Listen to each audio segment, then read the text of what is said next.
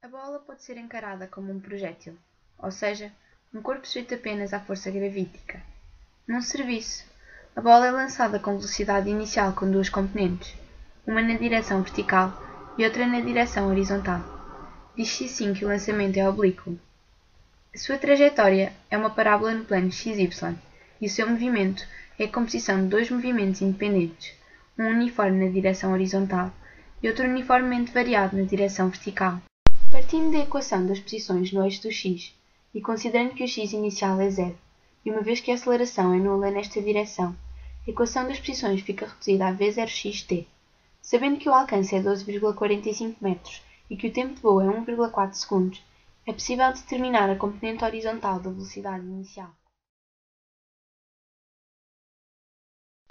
Partindo da equação das posições no eixo dos y, é possível calcular o valor da componente vertical da velocidade inicial. Considerando que no instante em que a bola atinge o solo a sua altura é zero e que o jogador bate a bola à altura de 1,82 metros, e sabendo que a aceleração da bola corresponde à aceleração gravítica, é possível obter o valor da componente vertical da velocidade inicial.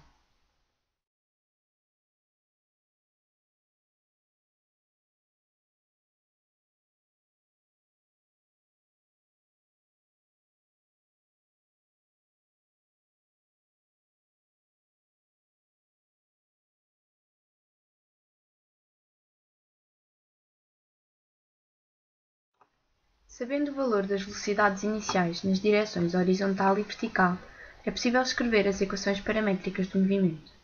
De seguida, recorremos à calculadora gráfica para representar a trajetória da bola.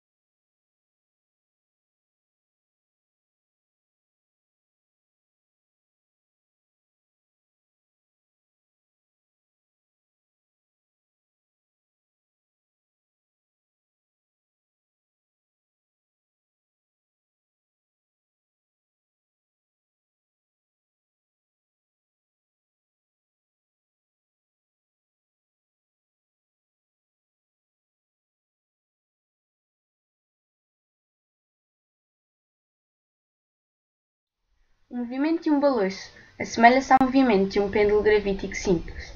Um pêndulo gravítico simples é uma partícula que, suspensa de um ponto fixo O por um fio inextensível e de massa desprezável, descreve no plano vertical um movimento de vai-vem, de trajetória circular, em relação à posição de equilíbrio.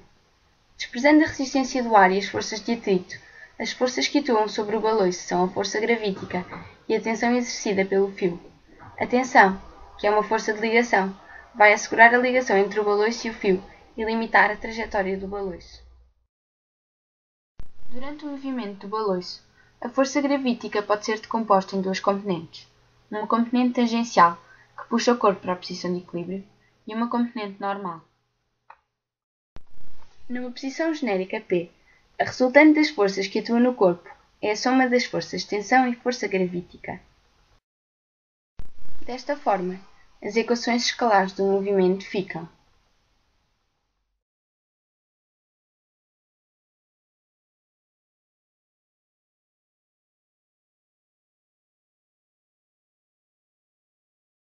a partir das equações escalares anteriores, podemos chegar a uma expressão que permite calcular a tensão do fio. Tendo em conta que a massa do corpo é de 58 kg, que o ângulo de afastamento máximo em relação à posição de equilíbrio é de 40 graus e que a velocidade neste ponto é nula, é possível calcular o valor da tensão na posição extrema. Para calcular o valor da tensão na posição de equilíbrio, é necessário considerar o valor do raio, 1,6 metros, e o valor da velocidade neste ponto, que pode ser obtido recorrendo à lei da conservação da energia mecânica.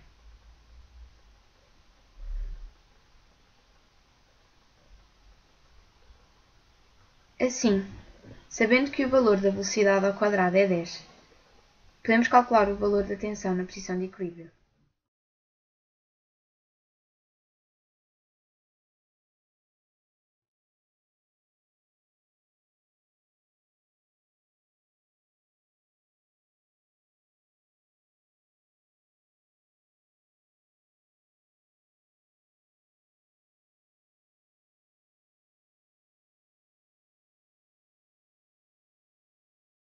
Cada um dos cavalinhos do carrossel desloca-se com movimento circular uniforme.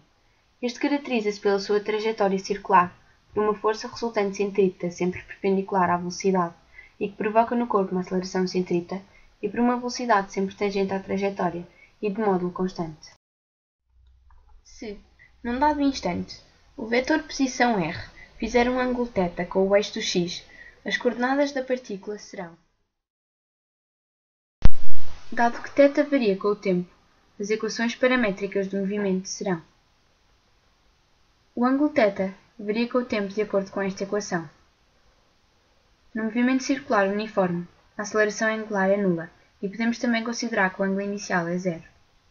Assim, substituindo na equação a expressão do ângulo em função do tempo, obtemos as equações paramétricas do movimento. Conhecendo o valor do período do movimento, 21 segundos neste caso, e o raio da trajetória, é possível escrever as equações paramétricas do movimento. Deste modo, para o cavalinho exterior A, calculamos o valor da velocidade angular e, sendo o raio da sua trajetória de 3,5 m, obtemos as equações paramétricas do movimento.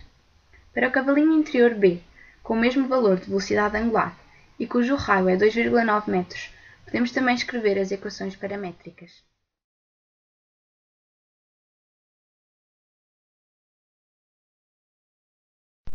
Vamos agora recorrer à calculadora gráfica para representar a trajetória de cada um dos dois cavalinhos.